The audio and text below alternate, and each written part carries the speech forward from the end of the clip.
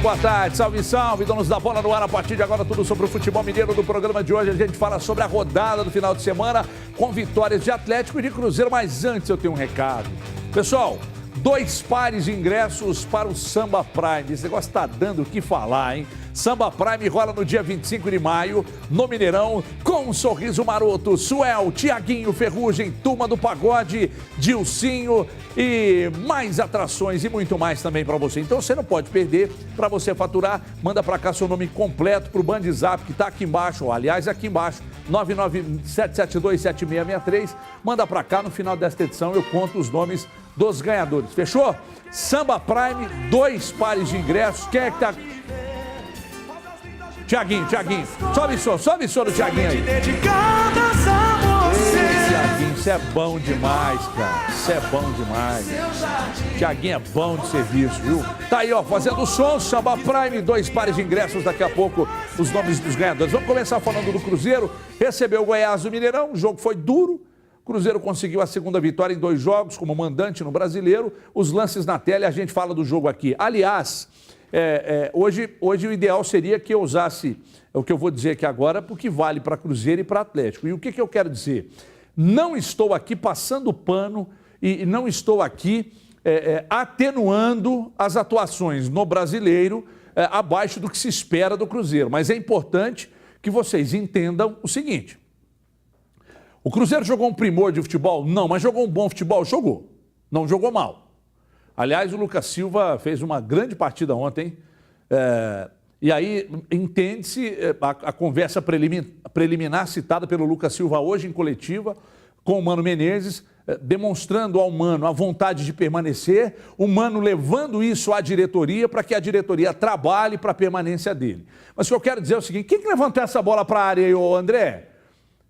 Ah, foi o Pedro Rocha, levantou na medida, o Dedé foi lá e creu, e aí o Dedé dentro da área é difícil realmente de segurar. O Cruzeiro criou outras oportunidades, o Goiás não chegou tanto, mas acabou empatando o jogo, né? E aí depois o Cruzeiro no finalzinho acabou fazendo o gol. O que eu estou querendo dizer é o seguinte, não estou aqui, não é questão de passar pano e atenuar as atuações do Cruzeiro, mas existe eu não vou dizer que é uma moda, o torcedor ele tem o direito, mas nós da imprensa não, de analisar só o que o Cruzeiro faz em campo. É importante analisar o que o Cruzeiro faz em campo, mas é importante analisar o que o adversário faz em campo. Num jogo de 90 minutos, num campeonato, o Cruzeiro, é meio lógico que o Cruzeiro tem o foco total voltado para Brasileiro e para a Copa do Brasil e Libertadores, mas não vai deixar o Campeonato Brasileiro de lado, porque sabe que tem elenco para ganhar. Mas é importante analisar o adversário também. O Cruzeiro teve uma séria dificuldade para ganhar um jogo do Ceará. Ao final do jogo, muita gente destacou um Ceará muito certinho em campo. E esse mesmo Ceará jogou contra o Atlético no sábado e perdeu o jogo em casa. E aí, automaticamente, o Ceará não é tudo isso. Aí ganha do Goiás. Mas é preocupante a atuação, porque o Goiás não é tudo isso. Ora, quem é tudo isso? Quem é tudo isso, então, no Campeonato Brasileiro até aqui? O Grêmio, que aliás está entre os times que eu acho que vão brigar pelo título, perdeu para o Fluminense ontem, ganhando o jogo por 3-0. O Flamengo empatou com São Paulo, que está se refazendo. Então, a grande questão é quem é tudo isso? Porque fica difícil analisar com base só na atuação de Cruzeiro, de Atlético, mas como a gente está falando do Cruzeiro aqui, o Cruzeiro não joga sozinho. Num jogo em que tem jogo que você terá um adversário, uma presa mais fácil, independentemente da qualidade dele. Você entra em campo, uma expulsão do adversário, facilita a sua vida, você numa bola vadia acha um gol no início do jogo, e aí você desmonta o adversário. Isso pode fazer com que o jogo torne-se mais fácil. Agora, fica complicado analisar sob o ponto de vista só do nosso lado aqui de Cruzeiro, porque é difícil. Do outro lado, você tem. Quando você analisa no campeonato estadual, seu time está disputando o estadual, aí empata um jogo no interior, perde um jogo aqui no Mineirão, empata no interior, aí você pode. Aí você tem muita margem para dizer, olha, é inegociável o ponto de vista de que os times da capital precisam vencer os adversários do interior, porque a disparidade é muito, muito, muito grande. Tanto é grande que o Cruzeiro ficou invicto o campeonato todo, e o time que não ficou invicto o campeonato todo, que foi o Atlético, com um misto de B com C, fechou a primeira fase com vantagem, gente. Então aí você tem margem para dizer, não, a diferença é bizarra, e aí você pode, perder para uma URT, para um Guarani, para um Tricordiano, você pode dizer, porque aí tem condição de dizer isso, porque a disparidade é muito grande. Mas no Campeonato Brasileiro não. O nível sobe consideravelmente. Consideravelmente. Então, analisar só com base no Cruzeiro, o Cruzeiro jogou mal, não. O Cruzeiro jogou um jogo, venceu, o adversário chegou, o adversário vai fazer gol, o adversário vai dificultar. O time do Claudinei é um time certinho, tem grandes craques. Não, o Michael é um jogador que chama a atenção, mas é um time caro? Não, mas é um time certinho, bem postado em campo, vai oferecer resistência, por vezes joga fechadinho.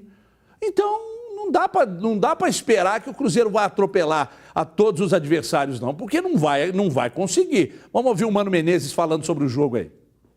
Eu estou plenamente satisfeito com a equipe que está fazendo até agora. Eu tenho entendimento e experiência suficientes para saber que se tem quedas, pequenas quedas em períodos, e que se nós quisermos ser melhores, nós vamos ter que estar sempre provando isso lá dentro, seja em competitividade, seja em organização, seja em qualidade de jogo, que é o que dá resultado da vitória, da conquista. Então eu penso que a gente está no caminho como imaginávamos, talvez até um pouco além do que imaginávamos. Estivemos bem, conquistamos o primeiro título, a equipe mantém essa sede por vitórias, que é importante nos grupos, né? Você não se acomodar, você não achar que está bom, você não reclamar de treino. Meu time não reclama de treino, o trabalho está lá, todo mundo se empenha, todo mundo se dedica. Meu time não reclama de escalação. O jogador do Cruzeiro, quando sai, não balança a cabeça. Ninguém reclama de nada, porque sabe que nós estamos trabalhando para o bem de todo mundo e que o companheiro que está entrando no lugar dele é tão bom quanto ele, né? E isso faz parte de uma gestão que constrói vitórias e constrói conquistas, e isso me deixa muito feliz. Eu preferi uma pequena análise aqui, bem em resumo, falando que o adversário vai oferecer resistência, vai oferecer dificuldades, e que não é todo jogo que você vai deitar no adversário, né? E aí eu estou me referindo a um adversário que não tem a mesma qualidade técnica, mas ele pode ter organização, né? E o Mano já foi pelo lado, eu acho que meio que respondeu principalmente as pessoas que dizem que o Cruzeiro no Brasileiro é mais desligado, né? Então ele explicou um pouco disso. Não existe desinteresse, não tem dessa de estar desligado, o nível de concentração precisa sempre estar no alto, ou lá em cima, ele cobra isso. Então ele explicou um pouco disso, fazendo um balanço da temporada. Se fôssemos analisar por desinteresse, né? Eu acho que fica uma análise muito, muito rasa, de imaginar que os caras entram em campo e que não estamos interessados em Copa do Brasil. Você pode ter o foco voltado, porque ali sai muito dinheiro, é mata-mata, seu time está talhado para aquilo. Mas o elenco oferece condição para ganhar o Brasileiro. Não dá para analisar achando que o Cruzeiro, porque jogou de forma, teve uma certa dificuldade, você não vai dizer que isso é só desinteresse, né? Não é desinteresse, é que o adversário oferece resistência. Deixa eu dar um recado para você que assinou o contrato de financiamento e aí parece que está pagando 2 carros, mas comprou só um. Estava com uma dívida no cartão de crédito, foi lá, fez um financiamento da dívida, mas ela dobrou a partir do momento que você assinou o contrato. Fez um financiamento de uma dívida de cheque especial, entrou no cheque especial, gastou demais, fez um financiamento e ela dobrou de valor. Calma, é necessário fazer uma revisão no seu contrato de financiamento.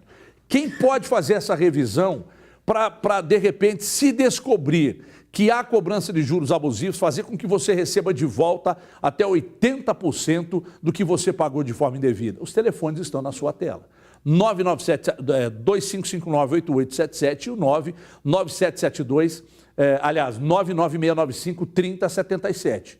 Então, quando você ligar para os telefones que estão na sua tela, um consultor vai atender sua ligação, você não precisa de carnê, você não precisa de contrato, é passar a informação, eles vão fazer uma análise, tudo isso a princípio você vai ligar e eles já vão te atender, vão fazer uma análise, bom, há cobranças indevidas, e aí depois dá o start.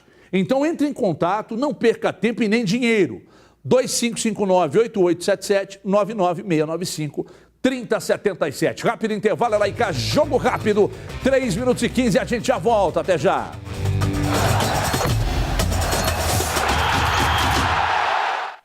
A liquidação de fazendinhas da Francisco Rocha Imóveis está bombando. Já é recorde em vendas de fazendinhas em todo o estado de Minas Gerais. Ter um terreninho perto da prainha e da represa lá de Três Marias é para quem gosta de uma bela pescaria, de nadar, praticar esportes náuticos, né? E também para quem gosta de uma rocinha, fogão de lenha, né? Criar um gadinho, ter umas galinhazinhas soltas lá no quintal e tal. Isso é bom demais, o mineiro gosta.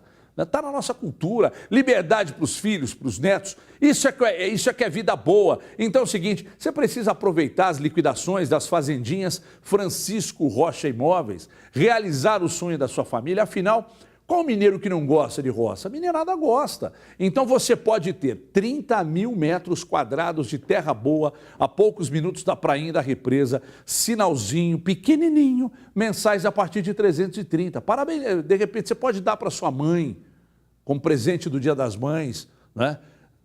330 por mês é muito pouco, é muita terra, é muita água e pouco dinheiro. Fica fora dessa não, estou avisando, hein? A maior liquidação de fazendinhas do Brasil, marque aí com a patroa, com a família, vai lá, conhece no final de semana e depois fecha negócio que você não vai se arrepender. É muita terra, é muita água e pouco dinheiro. Francisco Rocha Imóveis, esse nome é conhecido e é confiável. 99910-1515, olha o WhatsApp facinho, 99910-1515, Francisco Rocha Imóveis. Deixa eu falar do Atlético, que derrotou o Ceará no Castelão, líder do Campeonato Brasileiro, 100% de aproveitamento. Os lances na tela, por gentileza, Andrezão.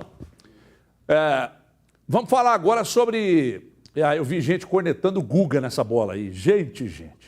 O Ricardo Bueno tem uma impulsão absurda. Se ele tem limitações, né? É outra história, mas ele sobe alto demais para cabecear. E ali o Guga subiu no tempo certo, o cara ganhou do Guga na cabeça. Mas o que tirou das mãos do Vitor foi a cabeçada do Hever ali no lance. Agora, o Atlético acabou empatando logo depois e virou o jogo no finalzinho, aos 48 do segundo tempo, último lance do jogo. O que ficou para a gente nesse jogo aí? O Atlético é um time... a desorganização do período do Levir Coupe era tão grande, mas tão grande, que com muito pouco tempo de trabalho, o Rodrigo Santana conseguiu organizar o Atlético. Mas conseguiu organizar o Atlético a ponto de ser um adversário duríssimo para qualquer outro time, principalmente dos tecnicamente mais fortes. É o que a gente vai ver, vai começar a observar no final de semana contra o Palmeiras. Porque contra o Cruzeiro, nós observamos que foi um time que gerou certa dificuldade para o Cruzeiro no Campeonato Mineiro, na final, nos 2 jogos da final. Na Libertadores, muito mal, inclusive com o Rodrigo Santana de técnico também. No Campeonato Brasileiro, ele teve um tempinho maior, né, de preparar, é o mesmo tempo que sobra para os outros técnicos também treinarem seus times. Mas a desorganização era tão grande que ele, com esse pouco tempo, a tendência é de que tendo mais tempo, ele consiga ganhar mais rendimento. Porque é um cara que tem a condição de organizar e já demonstrou isso em poucos jogos. Alguns jogadores cresceram, por exemplo, o Elias é um jogador que teve a atuação, o rendimento dele melhorou.